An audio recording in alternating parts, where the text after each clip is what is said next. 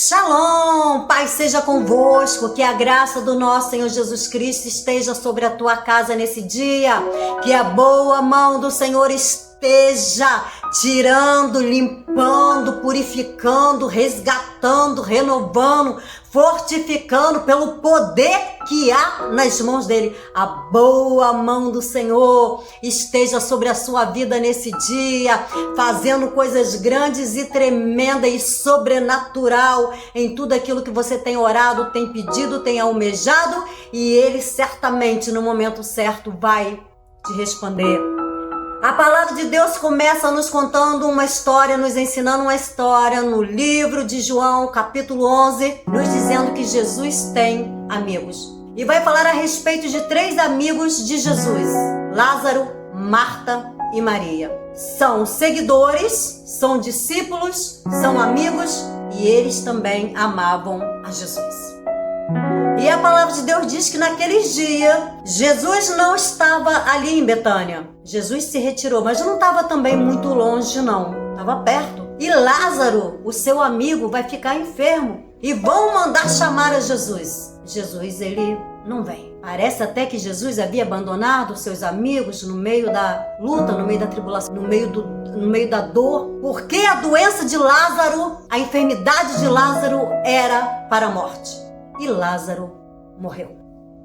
Mandaram um recado. Jesus não compareceu. Marta e Maria choraram e deve ter pensado, rasgado o seu coração, pensado: como ele foi capaz de não voltar para nos socorrer? Por que ele não veio? Ele não é o nosso socorro presente na hora da angústia?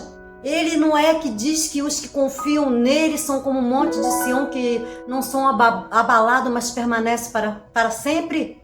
O desespero de Marta e Maria ao se sentir abandonada, mandar um recado e parece que Jesus não está ouvindo. Qual é o recado que você tem para o Mestre nesse dia? Qual é o seu pedido?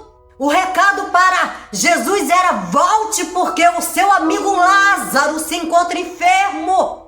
Qual é o recado que você quer mandar para o Mestre nesse dia?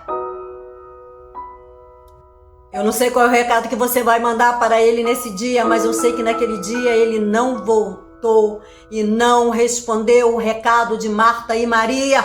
Lázaro morreu, e mais do que morrer, Lázaro já estava 4 dias e Lázaro cheirava já mal. Mas quando eu leio essa história, quando eu consigo vivenciar essa história, eu procuro compreender o que Jesus estava querendo ensinar para os seus discípulos, para os seus apóstolos. Porque o tempo inteiro Jesus estava falando da sua morte, da sua ressurreição. E quando ele lá no Getsemane ora: Pai, Abba Pai, se possível for, passa de mim esse cálice. Não.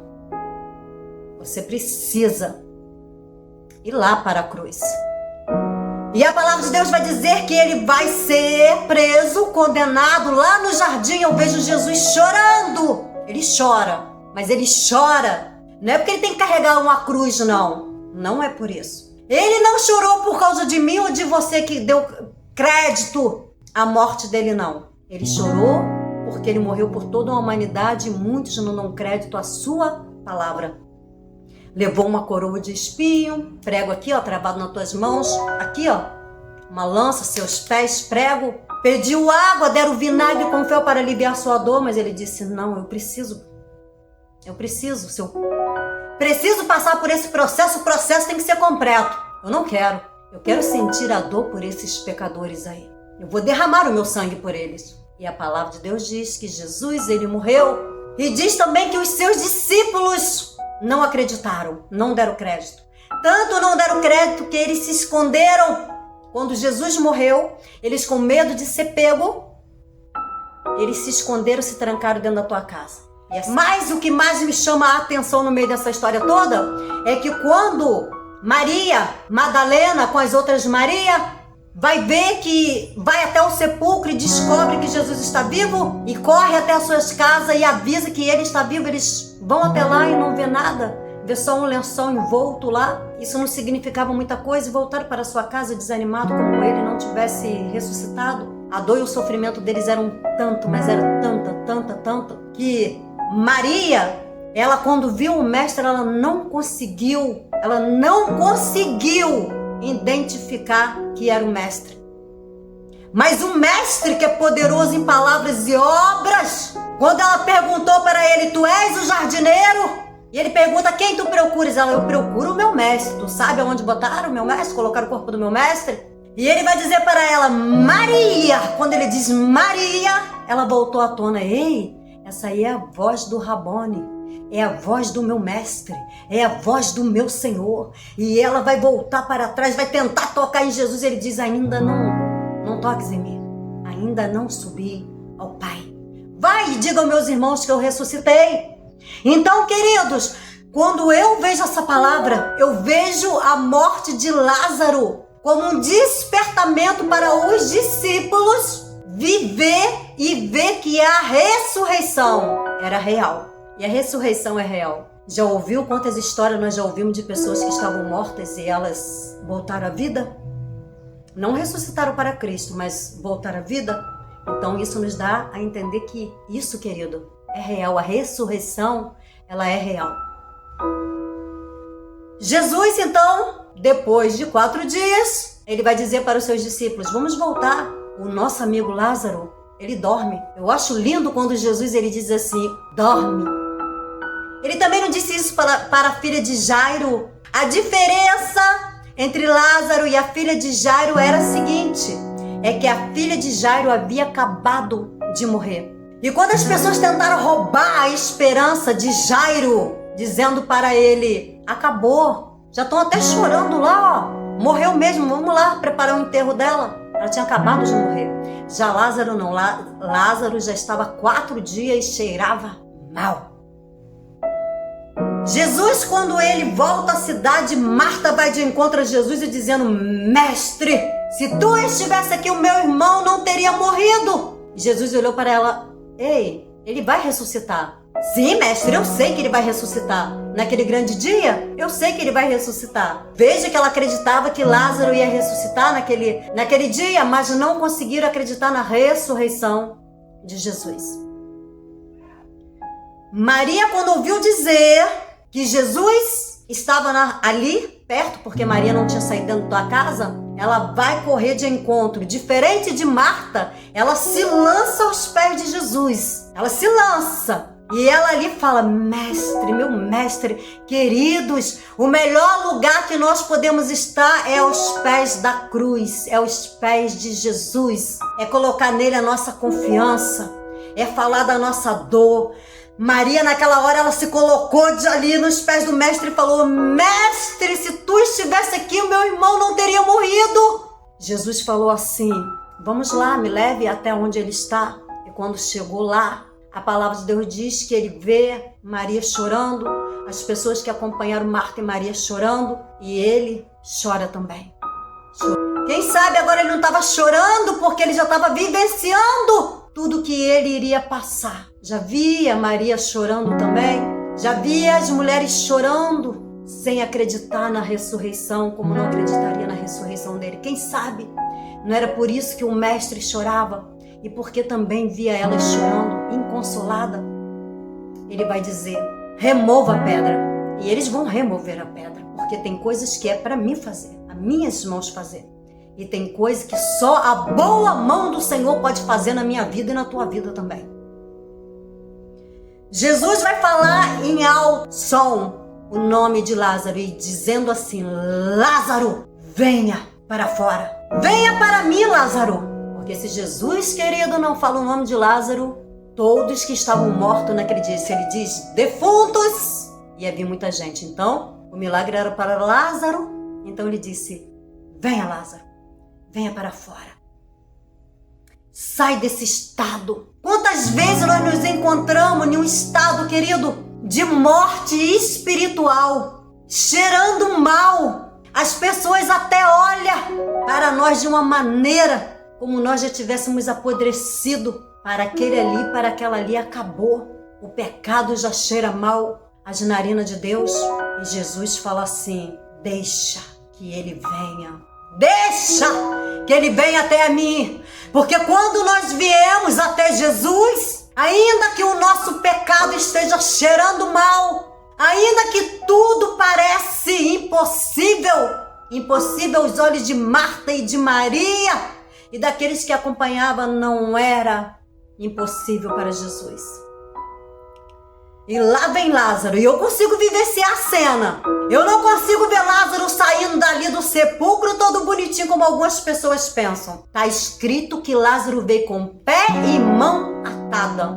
A palavra de Deus diz que Lázaro, ele vai sair para fora, todo enrolado. E Jesus diz assim: desatai-o e deixai ir. Desatai-o. Desata, eu não sei o que está te atando nesse dia, eu não sei o que está te aprisionando nesse dia, mas permita ser desatado por Deus, permita ser desatado pelo poder que há em Cristo Jesus, que Ele venha te desatar, desenrolar, te tirar desse estado que você se encontra nesse dia e que Ele venha escrever sobre a sua vida uma nova história. A ressurreição de Lázaro nos lembra também, queridos, que quando Jesus voltar para buscar a tua igreja, Ele não vai estar no céu, Ele vai estar nos ares. Diz assim a palavra de Deus. Nesse dia, uma trombeta vai tocar. E a palavra de Deus diz que se estiver dois na cama ou em qualquer outro lugar, tanto os dois podem subir quanto os dois podem ficar. É por isso que nós devemos pregar a palavra de Deus e pregar sobre a ressurreição e pregar sobre a salvação. Que Jesus veio para que todo aquele que nele crê, ainda que morra, viverá para uma nova vida, uma nova história que não vai se dar nessa terra, vai se dar na nova Jerusalém de Deus. Neste momento, tanto vivos quanto mortos, vai acontecer o que aconteceu lá no livro de Ezequiel, capítulo 37. É um vale de ossos secos, porque Lázaro ali era um só. A filha de Jairo também era uma só. Mas no vale de ossos secos, sequíssimos. Sabe como eles estavam? Espalhados. Pé, mão, braço, perna espalhado naquele vale de ossos secos. Para mim significa, eu sei que isso significa, que isso simboliza Israel, que um dia ainda vai voltar a viver diante do Senhor. Porque quando Deus pergunta para Ezequiel, poderão viver esses ossos? Ezequiel fala assim: Senhor, eu não sei não, tu sabes. E o Senhor fala: disseste bem, mas profetiza. Profetiza, Ezequiel! E Ezequiel, ele começou a profetizar sobre os ossos. E cada osso procurou o seu corpo. E formou-se um esqueleto. E começou a criar músculos e nervo e carne, mas era só um exército de pé, não havia neles vida, e o Senhor foi e soprou o fôlego de vida, e eles voltaram a viver o exército do Senhor, do Deus vivo. Assim também esse vale de ossos secos se dá por todo mundo, e quando houver o chamado, a trombeta tocando, os corpos subindo e essas almas também subindo e chegando diante do nosso Senhor. O Senhor vai ressuscitar. Ainda que esteja morto, se crer, viverás. Às vezes, essa palavra não fala só de morte física, ela fala de morte espiritual. Pessoas que estão atadas, pessoas que as pessoas olham para ela e dizem: não tem mais jeito. Mas o que não tem jeito para mim, não tem jeito para você, tem jeito para o Mestre, tem jeito para o Senhor. Lá na frente, Jesus vai ser convidado para um jantar na casa do ex-defunto de Marta e de Maria. E a palavra de Deus diz, queridos, que quando ele está ali, Maria, irmã de Lázaro, vai pegar um vaso caro de perfume, caríssimo, e ela vai derramar aos pés de Jesus. Era caro, sabe? Era muito caro. Mas ela falou: ele merece tudo isso. O que você tem levado? O que você tem levado até diante do teu Senhor? Maria, ela levou o melhor. Ela levou ali o melhor perfume. E não foi para dar de presente, não foi para lavar os pés do Senhor, perfumar os pés do Senhor e secar com os seus cabelos. Diferente daquela mulher desconhecida, porque a mulher desconhecida, ela vai pegar ali um vaso de alabastro que valia ali meses de salário, 1 ano de salário. E ela vai derramar o perfume sobre a cabeça de Jesus. E depois ela vai chorar também nos pés de Jesus. E lágrimas, querido, lágrimas não tem preço. Se colocar, se derramar, se deleitar, se entregar aos pés do Senhor, querido, não tem preço. Mas às vezes nós só sabemos levar lágrimas. O que mais você tem levado diante do Senhor, além das suas petições e das suas lágrimas? O que você tem entregado de melhor para o seu Senhor, que se deu na cruz do Calvário por amor à minha vida e à tua vida também? O que você tem feito para o Senhor? O que você tem levado e falado aqui, mestre? Eu vim trazer e vim derramar diante dos teus pés. O que você tem trazido para o seu mestre nesse dia para entregar a ele? Louvor? Adoração? O que você tem feito de bom? Você só sabe pedir? Só sabe reclamar? Só sabe chorar? Sabe adorar? Sabe louvar? Sabe cantar? Sabe passar por esse vale aí? Por esse propósito aí? Por esse processo aí? Sem blasfemar, porque Marta e Maria, elas não blasfemaram. Elas não acreditaram na ressurreição que poderia se dar, mas elas não blasfemaram contra o Senhor. Passou por um momento de dor, de choro, de lágrima, de luto, mas elas entenderam. Mas o que eu quero falar para vocês é que por aqueles dias eles estavam procurando acusação contra a morte de Jesus, e não era só a morte de Jesus não, eles também queriam matar a Lázaro. O milagre de Jesus, o milagre que Jesus tinha feito, eles queriam matar. Eles buscavam acusação para tentar matar a Lázaro, o milagre que Deus fez. Eu não sei o que estão tentando matar na tua vida. O milagre que Deus fez. Tem aqueles que buscam acusação para tentar matar o milagre que Deus fez na sua vida. Não deixe ninguém matar o milagre que Deus fez. Creia. Creia que Ele é poderoso para fazer muito mais além daquilo que nós pedimos, além daquilo que nós esperamos. Ele é poderoso em palavras e obras. Ele é o Senhor. Ele é o Criador dos céus e da terra. Tem o universo na palma das tuas mãos. E Ele pode fazer o impossível na tua vida. Ele pode ressuscitar sonhos. Ele pode escrever uma nova história. Ele escreveu ali uma nova história para Lázaro. Tentaram matar Lázaro, porque quando Jesus fez esse milagre, muitos começaram a seguir a Jesus. E que nós não sejamos só seguidores, sejamos seguidores, discípulos, adoradores, aqueles que não calam a sua adoração diante da luta, diante da provação, diante da dor. Não se cale diante da provação. Seja um adorador fiel ao Senhor.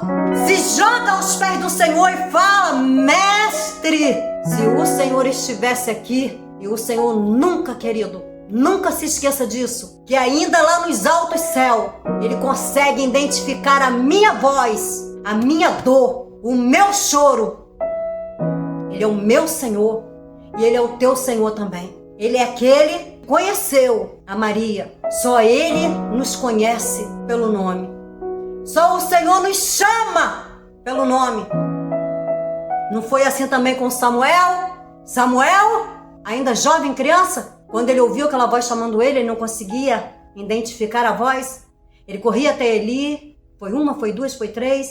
E aí Eli vai falar para ele, o sumo sacerdote, assim: se te chamar pela terceira vez, diz: fala que o teu servo ouve. Ouve! Fala com o Senhor que você está precisando nesse dia, porque Ele ouve. E você tem que ser capaz de ouvir a voz daquele que fala com você. A voz daquele que diz: seque as tuas lágrimas. Ponha-te de pé. Esqueça tudo que passou. Eu vou mudar a tua vida, vou mudar a tua história, eu vou ressuscitar. Eu vou ressuscitar os teus sonhos. Se ponha de pé, saia para fora. Venha de encontro a mim, vem, você que está morto, venha para mim, porque eu posso ressuscitar tudo aquilo que está morto na tua vida, que muitos olham e acham que não vai ser capaz de acontecer nada de bom de novo. E Deus faz acontecer. Queridos, que Deus abençoe a todos em nome de Jesus.